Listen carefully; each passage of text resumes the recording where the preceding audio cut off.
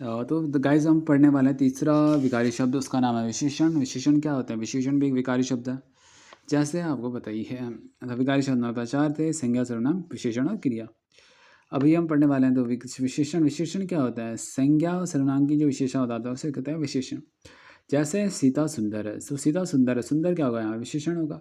और जिसकी विशेषता होता जा रही है वो क्या होगा? विशेष्य होगा। तो सीता की विशेषता होती जा रही है तो इसलिए वहाँ पे आया विशेष्य। लेकिन अब मैं कहता हूँ कि सीता बहुत सुंदर है, तो यहाँ पे बहुत जो शब्द है वो प्रविशेषण हो गया, ठीक है। अब विशेषण के चार भेद हमारे पास। पहला है हमारे पास गुणवाचक, दूसरा है संज्ञावाचक, तीसरा है परिमाणवाचक, चौथा है संकेतवाचक या सार्वनामिक विशेषण। तो पहला हमारे पास है गुणवाचक। गुणवाचक विशेषण की पहचान क्या है? तो जिसमें दिशा, गुण, दशा, रंग, आकार, काल और स्थान के बारे में बात हो रही होगी तो सब गुणवाचक विशेषण में आएगा। क्या क्या? दिशा, जैसे यहाँ पूरा दिशा है, कोई गुण हो गया किसी का अच्छा बुरा। दशा, रंग, काला गोरा। आकार के बारे में, छोटा बड़ा। काल के बारे में और स्थान के बारे में बात होगी तो वहाँ पे गुणवाचक है। संख्यावाचक विशेषण में क्या हो गया? निश्चित और अनिश्चित घटनाओं के बारे में बात हो रही है। या तो संख्या निश्चित होगी या अनिश्चित होगी। निश्चित संख्या में क्या होगा? 1, 10, 1, 5, 10 पूर्णांक जहाँ पे होगा वहाँ पे निश्चित होगा। तो निश्चित संख्यावाचक के 5 प्रकार हैं। एक है गणनावाचक, दूसरा है क्रमवाचक, तीसरा है आवर्तीवाचक, चौथा है समुदायवाचक, पांचवा है प्रत्येक बोधक। पांचवा क्या है हमारे पास? प्रत्येक बोधक है, ठीक है। गणनावाचक में क्या हो गया? पूर्णांक बोधक। गणनावाचक में पूर्णांक बोधक हो गया, जैसे 3, 4, 5। अपूर्णांक में क्या हो गया? सवा, आधा, डेढ़, ढाई। क्रमवाचक में क्या हो गया? पहला, दूसरा, तीसरा, चौथा। आवर्तीवाचक में क्या हो गया? दूना, तीगना, चौथा। समुदायवाचक में क्या हो गया? दोनों, पेड़, तीनों, घर, चारों।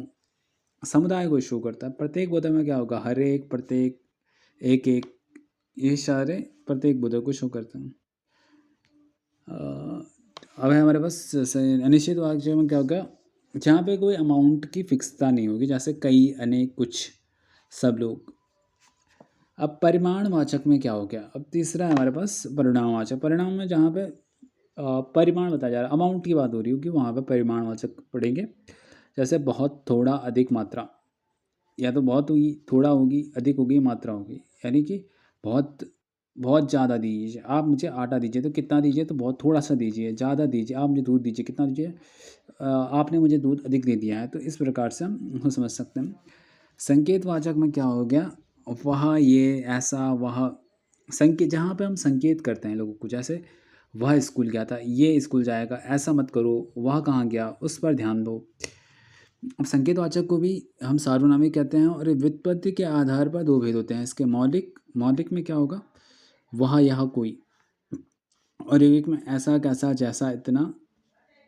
इसमें यौगिक में आ गया, ठीक है।